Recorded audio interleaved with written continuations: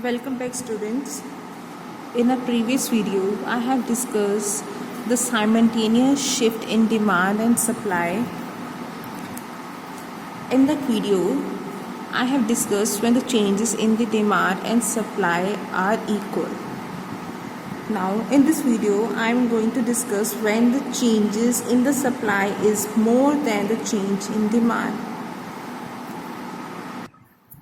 Now, we will be discussing about the changes in supply is more than the change in demand. तो change का मतलब तो हमें पता ही है कि हमें इंक्रीज भी एक्सप्लेन करना पड़ेगा तो डिक्रीज भी एक्सप्लेन करना ही पड़ेगा. तो in this video I am going to discuss you increase in supply is more than the increase in demand. That means बेटा जिस सप्लाई कर्व में जो भी इंक्रीज करोगे वो ज़्यादा होगा और जो डिमांड कर्व में जो इंक्रीज करोगे वो कम होगा as comparative to the increase in the supply. तो इस चीज़ को समझने के लिए पहले हम अपने डायग्राम को समझते हैं, then we came straight way came to the are explanation. तो डायग्राम में मैंने आपको बताया था there are always a two axis. हम इसमें हमेशा दो एक्सिस ही यूज़ करेंगे, y axis zero, x axis. along the y axis we represent the prices. अब बेटा जी एक चीज़ दिमाग में रखो, जो एक्सप्लेनेशन आप रीडिंग में दोगे, जैसे मैं रोज जो चीज़ पढ़ रही हूँ और वही चीज़ मैं रिटन फॉर्म में दूंगी, तो try to explain the diagram with in the English language and then straight way with the diagram. तो मैं यही बता रही थी, along the y axis I am representing the prices and along the x axis I am representing the quantity. Students, as we know that the DD is a demand curve and the demand curve is the downward sloping curve, and SS is the supply curve and supply curve is the upward sloping curve. The intersection between the demand and supply curve gives the equilibrium point. The point corresponding to the equilibrium point gives the equilibrium quantity, and the point corresponding to the equilibrium gives the equilibrium prices. Then अब वो बोल रहा है increase in supply is मोर. अब जो हम supply curve में जो इंक्रीज बनाएंगे वो रैंडमली बनाएंगे और वो कुछ ज़्यादा कोई गैप में होगा. ठीक है, अब ये जो मैंने इंक्रीज किया है सप्लाई कर्व में वो ज़्यादा है, तो उसको मैं रिप्रेजेंट कर रही हूँ with the name S1. S1 the increase in supply is more than the increase in the demand. तो इंक्रीज मैंने आपको हमेशा बताया है, तो जो इंक्रीज होता है वो हमारा राइट हैंड साइड की तरफ होता है. तो इंक्रीज मैंने जो कर रही हूँ अपना राइट हैंड साइड की तरफ कर रही हूँ. ये देखो, अब जो मैंने डिमांड को इंक्रीज किया है उसको मैंने नाम दिया है D1. D1 students, as we know that the intersection between a demand and supply curve, new demand curve and a new supply curve gives the equilibrium point which is known as E. The point corresponding to the equilibrium point gives the equilibrium quantity which is Q, and the point corresponding to the equilibrium price gives the new equilibrium price which is known as P1. यहाँ पर P1 आएगा तो that means यहाँ पर क्या आएगा Q1. Q1 क्यों आया है? क्योंकि मेरा इक्विलिब्रियम का भी 1 है और सप्लाई कर्व का भी 1 है, तो यहाँ पर Q1 आ जाएगा. तो that means when you increase your supply more than the increase in a demand, तो आपकी जो क्वांटिटी आ जाएगी वो इंक्रीज हो जाएगी. ठीक है, देन जो आपके प्राइजेस हो जाएंगे वो डिक्रीज हो जाएंगे. बेसिकली ये जो मैं बताती हूँ जो क्वांटिटी इंक्रीज हो रही है या फिर प्राइजेस डिक्रीज हो रहे हैं, ये आपके इफ़ेक्ट्स हैं. तो आपको अगर इफ़ेक्ट्स के थ्रू बोला जाएगा कि explain the case when your quantity increases more than the decrease in price, तो आप अपना ये केस एक्सप्लेन करोगे. ठीक है, तो इस केस में हमने ये चीज़ देखी है कि अगर हमने अपना सप्लाई कर्व को ज़्यादा इंक्रीज कर देते हैं तो हमारी क्वांटिटी तो इंक्रीज होती है, बट स्टिल अब फिर इंक्रीज द डिमांड तो हमें प्राइसेस भी रिड्यूस करना पड़ता है. तो इस चीज़ की एक्सप्लेनेशन हम अपनी बुक से पढ़ते हैं. When the changes in the supply is more than the changes in demand.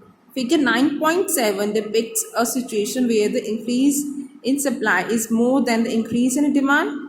As a result of the shift in a demand curve from the DD to D1 and the supply curve shift from SS to S1 and S1.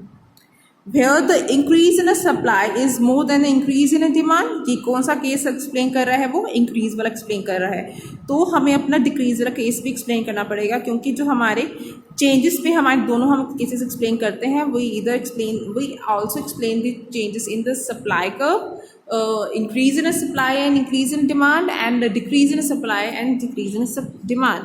So here the increase in supply is more than the increase in a demand, consequently the equilibrium price fall। यहाँ पर मैंने क्या बताया था, जो हमारे equilibrium price क्या हो रहे हैं, वो fall हो रहे हैं।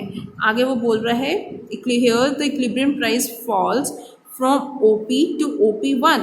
OP ओरिजिनल कितना था हमारा, था OP, तो कितना फॉल हो गया, OP से OP1 की तरफ फॉल हुआ है। But the new equilibrium quantity increases from PE to P1E1। तो हमारी क्वांटिटी कहाँ से इंक्रीज हुई है, ये हमारी क्वांटिटी यहाँ पर इंक्रीज हुई है। उसने ये टर्म्स दी हैं, तो हम यहाँ से भी दे सकते हैं बेटा कि हमारी न्यू क्वांटिटी इंक्रीज हुई है from OQ to OQ1। Now हम अपना नेक्स्ट केस एक्सप्लेन करने जा रहे हैं, which is so my next part is when decrease in supply is more than decrease in demand। ठीक है, तो इसको भी वैसे एक्सप्लेन करते हैं, पहले डायग्राम की एक्सप्लेनेशन देखते हैं। डायग्राम के एक्सप्लेनेशन से ही हम हमारी हमेशा एक्सप्लेनेशन निकल आती है। तो we have the two axis, y and x axis। along the y axis I represent the prices, and along the x axis I represent the quantity। DD is a demand curve and SS is the supply curve। The intersection between the demand and supply curve gives the equilibrium point, and corresponding to the equilibrium point it gives the equilibrium quantity, and corresponding to the equilibrium price gives the equilibrium price। ठीक है जी। अब वो बोल रहा है when decrease in a supply is more, supply curve decrease हो रही है। जब supply curve decrease होती है, that means it moves towards the left hand side. तो लेफ्ट हैंड साइड हम सप्लाई कर्व को मूव कर रहे हैं। अब हम लेफ्ट हैंड साइड अपनी सप्लाई कर्व को मूव कर रहे हैं, और सप्लाई कर्व में जो डिस्टेंस आएगा वो ज़्यादा आएगा। तो ये देखो जी, सप्लाई कर्व में मूव कर दिया और डिस्टेंस भी ज़्यादा कर दिया, तो उसको रिप्रेजेंट किया है S2 के नेम से। अब ये डिक्रीज़ किया है, उसके बाद जो डिमांड कर्व में जो डिक्रीज़ करेंगे वो लोअर लेसर देन दी सप्लाई कर्व, जो जितना सप्लाई कर्व में हमने डिक्रीज किया है उससे कम होगा। और जो डिमांड कर्व भी जो डिक्रीज होती है वो हमेशा कहाँ होती है, लेफ्ट हैंड साइड पे। तो उसको रिप्रेजेंट करेंगे D2 के नेम से। The intersection between the new demand curve and a new supply curve gives the equilibrium point which is represented as the E2 के नाम से रिप्रेजेंट किया जाएगा। The point corresponding to the equilibrium point gives the equilibrium quantity which is Q2, and the point corresponding to the equilibrium point gives the equilibrium price which is P2। तो बेटा जी, अगर जैसे आपने अपनी सप्लाई को decrease किया है और अपनी डिमांड को डिक्रीज़ किया है, आपकी जो क्वांटिटी है वो क्या हो गई है, वो डिक्रीज़ हो गई है, क्वांटिटी डिक्रीज़ हो गई है, और जो आपके प्राइजेस क्या हो गए हैं, इंक्रीज़ हुए हैं। प्राइजेस बेसिक इंक्रीज़ होने का यही कारण है क्योंकि आपने सप्लाई लाइन को डिक्रीज़ कर दिया है। सप्लाई लाइन को डिक्रीज़ करने के कारण जो कंज्यूमर है वो अपनी डिमांड को भी डिक्रीज़ कर रहा है, जिसके कारण प्राइजेस हाई हो गए हैं। प्राइजेस हाई हो गए हैं, क्वांटिटी डिक्रीज़ हो गई है। यही इफेक्ट है जो हमने एक्सप्लेन किया है in the decrease in a supply is the more than the decrease in a demand. तो ये अगर आपको कोई चेंजेस का कंसेप्ट का बोला जाएगा when the changes in the supply is more than the changes in the demand, तो आपने हमेशा दोनों ही इफेक्ट को एक्सप्लेन करोगे, when the increase in supply is more then increase in demand, and secondly when the decrease in supply is more than the decrease in demand. तो दोनों ही effect आप explain करोगे।